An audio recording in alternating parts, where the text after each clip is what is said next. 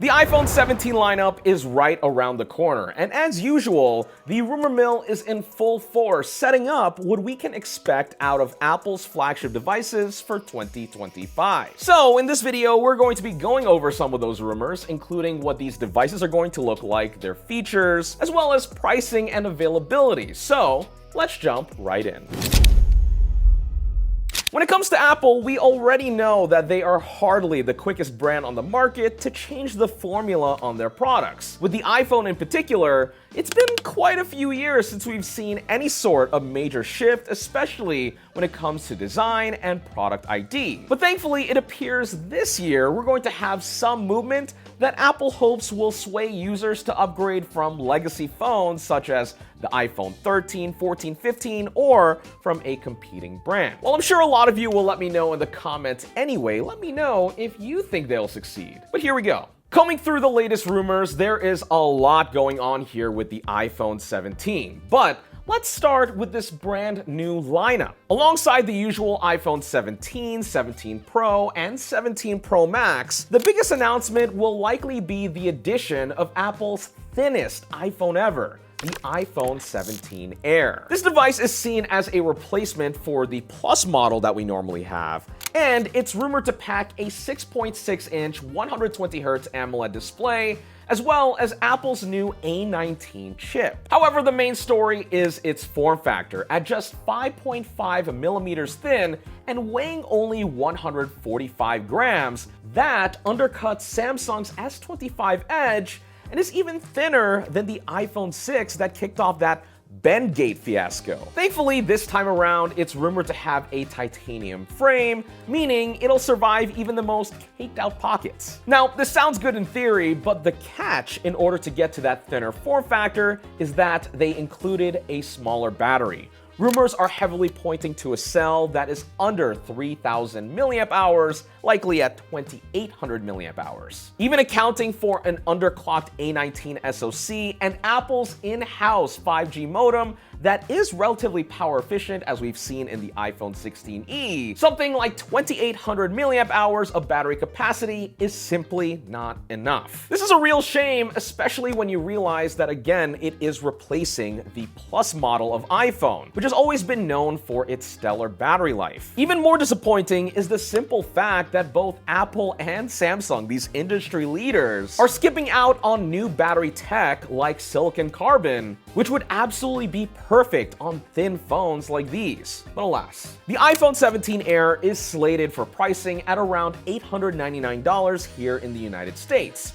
And while that diversifies the lineup, honestly, it's looking pretty rough. Regardless, we'll be getting one in for testing as soon as it's out, so subscribe if you're morbidly curious like I am. Okay, now let's talk about the standard iPhone 17, probably the one that most people will end up buying. First up, the screen is supposedly growing from 6.1 to 6.3 inches to match the Pro from last year. Now, on paper, 0.2 inches might not seem like all that much, but it can make a real difference, especially for screen real estate when typing or when watching videos. Now, for me personally, this is a welcome change, but if you do prefer smaller phones, this might come as a bit of disappointing news. Now, speaking of big, probably the headlining feature for the iPhone 17 is the fact that this base model is finally getting a 120Hz display. People have literally been wanting this for years, but it is still unclear from the rumors whether we are going to be seeing a full ProMotion display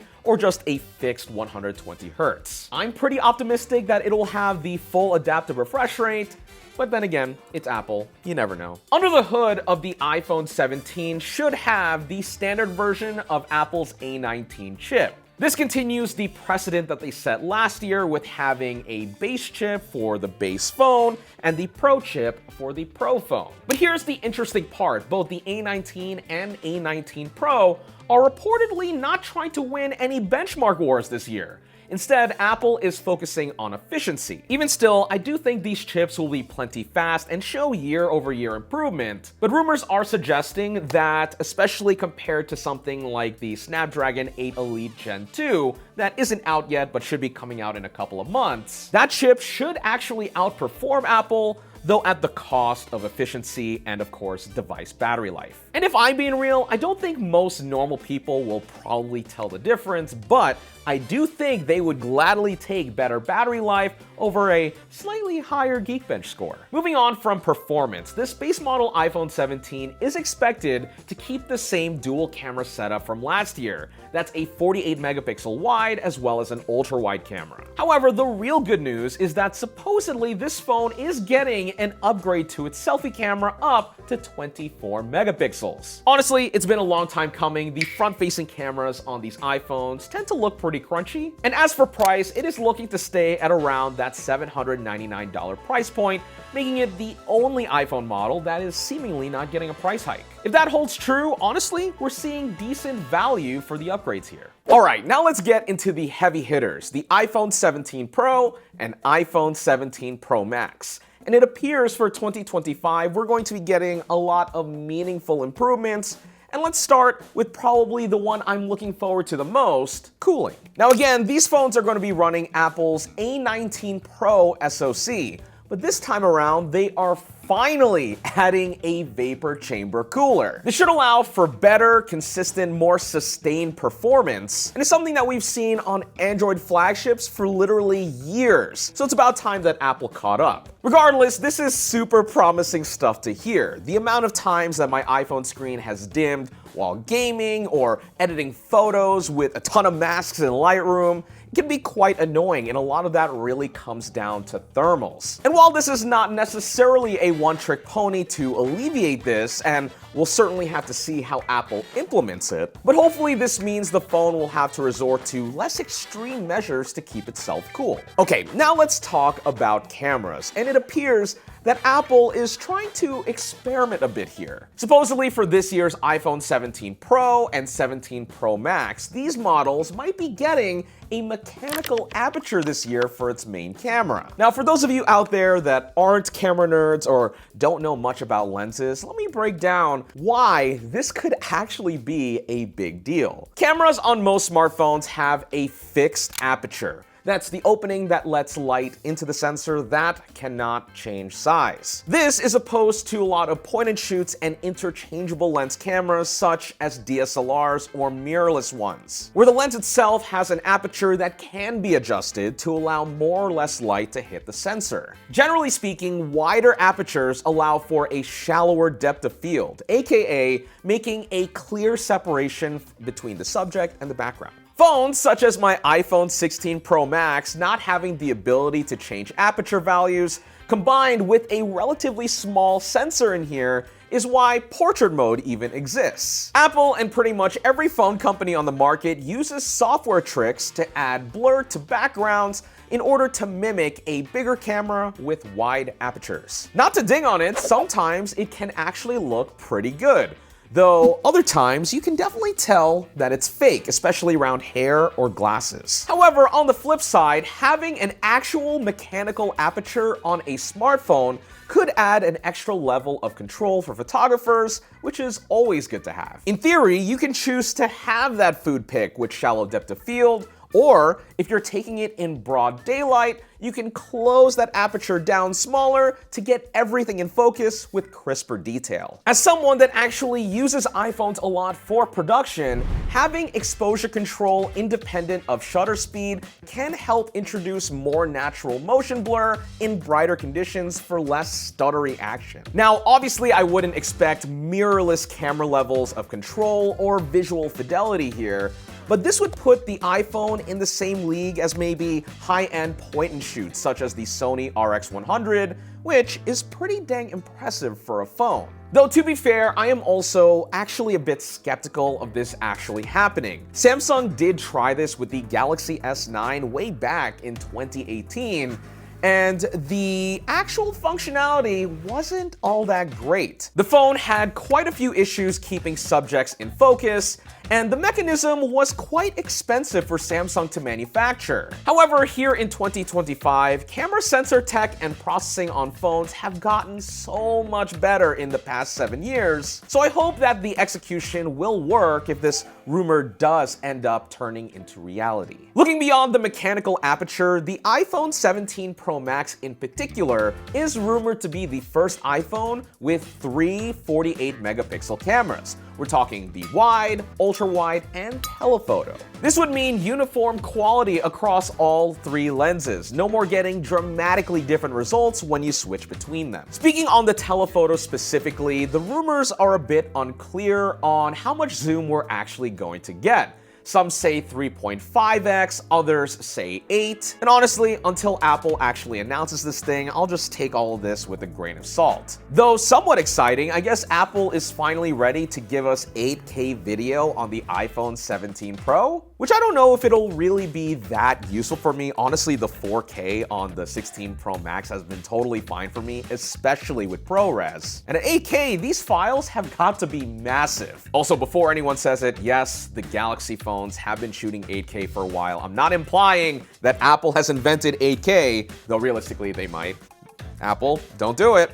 Don't do it. And last but certainly not least, for the cameras, low-key something that I think a lot of people will like, especially if you're into selfies, is that supposedly the selfie camera across the entire iPhone 17 lineup, that's the base, Air, Pro, and Pro Max, are all going to be getting 24 megapixel sensors, up from the current 12. This obviously will bode well for stills, but should give us better video quality as well for your vlogs or FaceTime calls. Okay, but now let's talk about design changes, because the iPhone 17 Pro models this year are going to look quite a bit different. The biggest visual change perhaps will be on the back. We are now getting a horizontal camera bar instead of the square bump that we've had in previous years. Now, you don't have to tell me twice, it is giving quite a bit of Pixel vibes, but at least Apple's trying something new after having the same camera bump design for, again, literally years. However, look at the rest of the phone on the back and you'll notice that there's a lot of metal there. Instead of just having a titanium rim around the perimeter on the 15 Pro and 16 Pro, supposedly for 2025, we are getting a half glass, half aluminum build. That's aluminum for the actual frame structure and a decent portion of the back, but with a glass section specifically for MagSafe charging. Additionally, going back to the internals a little bit, supposedly the iPhone 17 Pro and Pro Max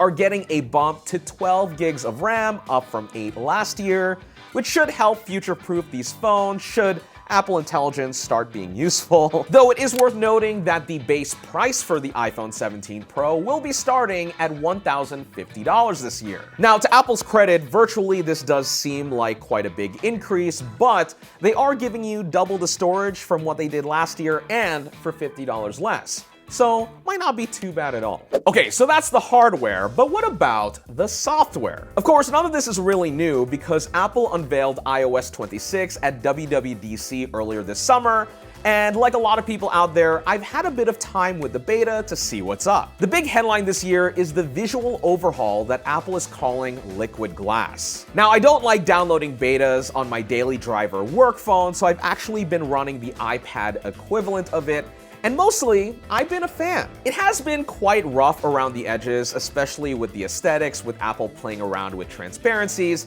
since certain parts of the UI are definitely harder to read than others. It does look pretty cool when it works, but at the end of the day, for a phone that I mainly use for work, the look for me doesn't really usually matter all that much as long as it's functional. But I will say where Apple did actually listen to its users is with the Photos app, which is getting a much needed upgrade. It was overly complicated, things weren't where they're supposed to be, but thankfully they listened. For iOS 26, the Photos app now includes better navigation that's way more intuitive and is similar to what we were used to in older versions. Look, Apple, if it ain't broke, don't fix it. And thank goodness we're so back. Which brings us to Apple Intelligence, which is still kind of whatever for me. Judging from recent news reports, you can clearly see that there's a fire lit under Apple's butt to do something about it, But so much of what's in iOS 26 still feels relatively unfinished, and is especially falling behind the competition, namely with Google and Gemini on Android. So now, with all of this being said, when is the iPhone 17 lineup supposedly happening? Multiple sources, including Mark Gurman from Bloomberg, are pointing to September 9th for the announcement. That is a Tuesday, which is very classic Apple timing, and if they follow the usual pattern, pre-orders should open that Friday, September 12th. With phones probably hitting doorsteps around September 19th. The wrench that could be thrown in here is that the iPhone 17 Air being a new product could mean a staggered release, which we have seen from Apple in the past. So if you are interested in that phone for whatever reason, definitely keep that in mind. So there we have it, the iPhone 17 lineup in all of its rumored glory. If you would like to see full hands-on coverage of these phones when they come out in September, make sure you are subscribed with notifications on. That is absolutely going to happen. And otherwise, thanks so much for watching this video on Denki Channel.